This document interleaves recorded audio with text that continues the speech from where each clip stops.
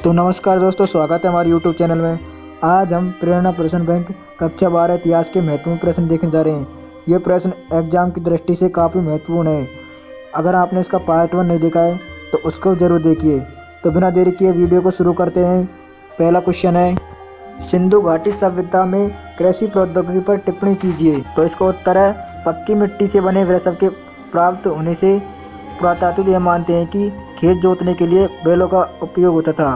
मतलब पक्की मिट्टी के वृषभ मिले, बैल मिले, जिससे पुरातात्विक अनुमान लगाते हैं कि खेत जोतने के लिए बैलों का उपयोग होता था। साथ ही चोलिस्तान के कई स्थलों तथा बनावली कहाँ, हरियाणा में, बनावली में मिट्टी से बने हल्के प्रतिरूप मिलने से यह स्पष्ट होता है कि बैलों द्वारा खेती होती थी। और चोलिस्तान और बनावली में मिट्टी के हल मिले हैं, इससे स्पष्ट होता है कि वहाँ बैलों से खेती होती थी। क्वेश्चन 29 है, कालीबंगा पर टिप्पणी लिखिए। कालीबंगा क्या है? सिंधु घाटी सभ्यता का एक स्थल है। तो इसका उत्तर है, कालीबंगा कहाँ है? हनुमानगढ़ और राजस्थान। कालीबंगा में जुते हुए खेत के प्रमाण मिले। कालीबंगा में जुते हुए खेत के प्रमाण मिले जो आरंभिक हड़प्पा स्तर से संबंधित है। यहाँ खेत में हल रेखाओं के दो समूह एक दूसरे को समकोण पर काटते हैं, जो ये दर्शाते हैं कि एक साथ दो अलग अलग फसलें उगाई जाती थी। मतलब यहाँ खेत हल रेखाओं को एक दूसरे समकोण पर काटते हैं, इसलिए स्पष्ट होता है कि यहाँ अलग अलग फसलें उगाई जाती थी। क्वेश्चन 30 है, आरंभिक हड़प्पा सभ्यता के लोगों के निर्वाह के तरीके किस प्रकार थे?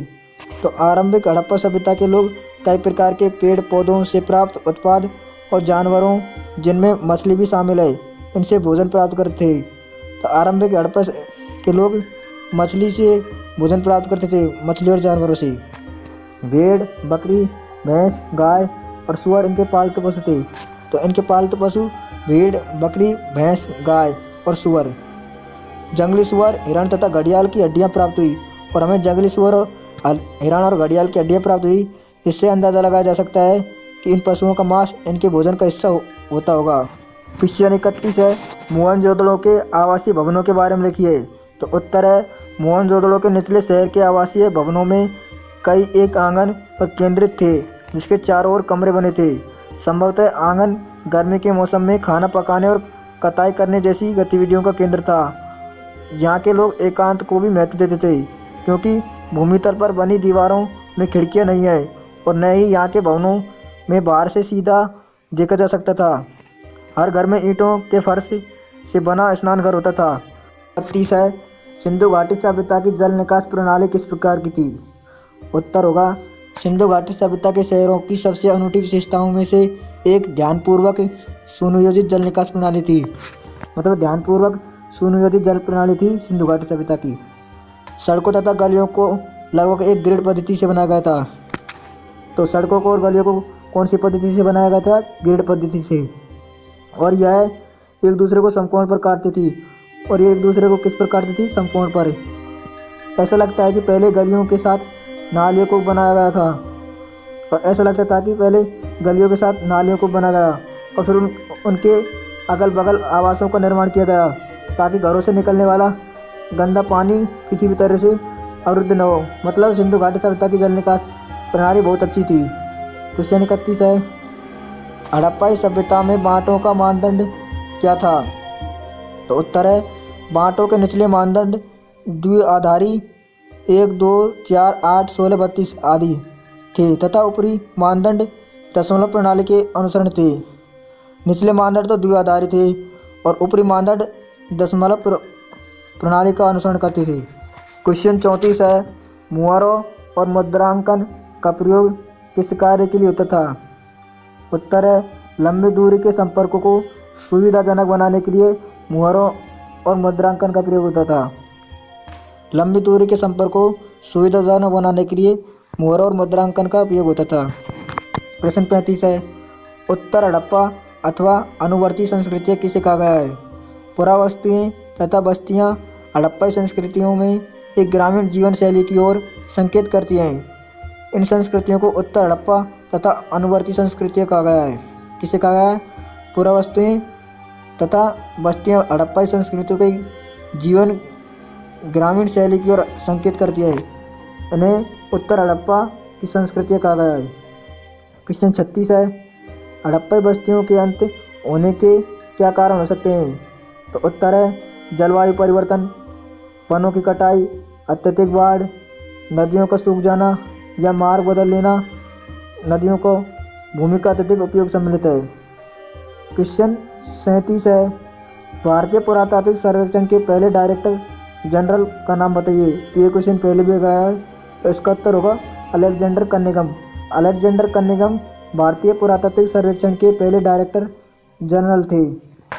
क्वेश्चन 38 है, 19वीं शताब्दी के मध्य पुरातात्विकविद अपने अन्वेषणों के मार्गदर्शन के लिए क्या प्रयोग करना पसंद करते थे?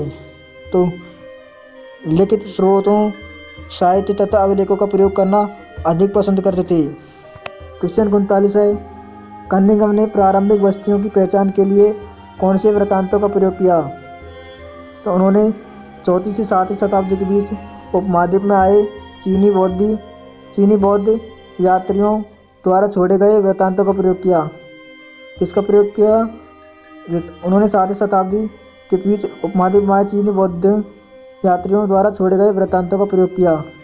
क्वेश्चन 40 है, पूरे विश्व के समक्ष सिंधु घाटी में एक नवीन सभ्यता की खोज की घोषणा किसने की? तो उत्तर है 1924 में भारतीय पुरातात्विक सर्वेक्षण के डायरेक्टर जनरल जॉन मार्शल ने। किसने की थी? भारतीय पुरातात्विक सर्वेक्षण डायरेक्टर जनरल जॉन मार्शल ने। कब? 1924 में। प्रश्न 41 है, the story of Indian archaeology के लेखक कौन है? S.N. Rao. The story of Indian archaeology के लेखक है S.N. राव।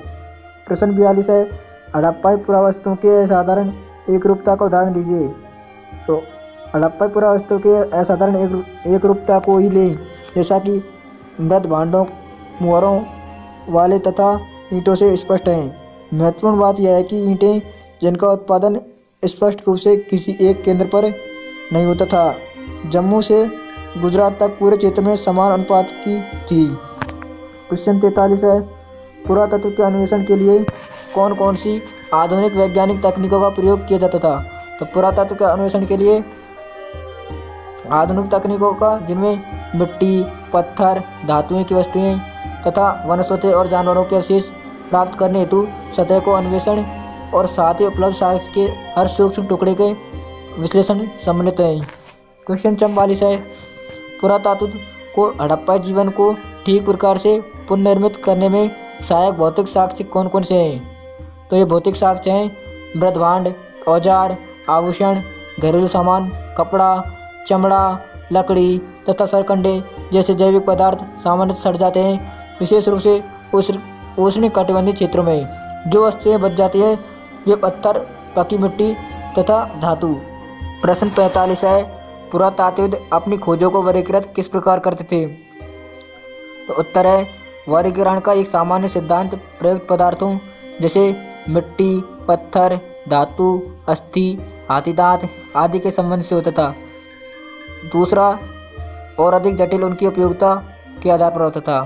पुरातात्विद को यह तय करना पड़ता कि उदाहरणतः कोई पुरावस्तु एक औजार है या आभूषण है या फिर दोनों, अथवा अनुष्ठानिक प्रयोग की कोई वस्तु। प्रश्न 46 है, हड़प्पाई समाज में जटिल फैसले लेने और उन्हें कार्यान्वित करने के किस तरह के संकेत मिले हैं? तो उत्तर है कुछ पुरातात्विद इस मत के हैं कि हड़प्पाई समाज में शासक नहीं थे तथा सभी की सामाजिक स्थिति समान थी। दूसरे पुरातात्विद यह मानते हैं कि यहाँ कोई एक नहीं बल्कि कई शासक थे, जैसे मोहनजोदड़ो, हड़प्पा आदि के अपने अलग अलग राज्य होते थे। कुछ और यह तर्क देते हैं कि यह एक ही राज्य था, जैसा कि पुरावस्तुओं में समानताओं, नियोजित बस्तियों के साक्ष्यों, ईंटों के आकार में निश्चित अनुपात तथा बस्तियों के कच्चे माल के स्रोतों के समीप संस्थापित होने से स्पष्ट है। अभी तक की स्थिति में अंतिम परिकल्पना सबसे युक्तिसंगत प्रतीत होती है, क्योंकि यह कदाचित संभव नहीं है कि पूरे के पूरे समुदाय द्वारा इकट्ठे ऐसे जटिल निर्णय लिए तथा कार्यान्वित किए जाते होंगे। अगर वीडियो अच्छी लगे तो वीडियो को लाइक कीजिए और चैनल को सब्सक्राइब कीजिए। अब मिलेंगे नेक्स्ट वीडियो में, तो उसका दूसरा पार्ट है राजा और किसान और नगर, इसके भी महत्वपूर्ण प्रश्न हम देखेंगे। तो चैनल को सब्सक्राइब कर लीजिए। और अगर आपने इसका पार्ट 1 नहीं देखा है तो उसको ज़रूर देखिए। तो धन्यवाद। जय हिंद, जय भारत।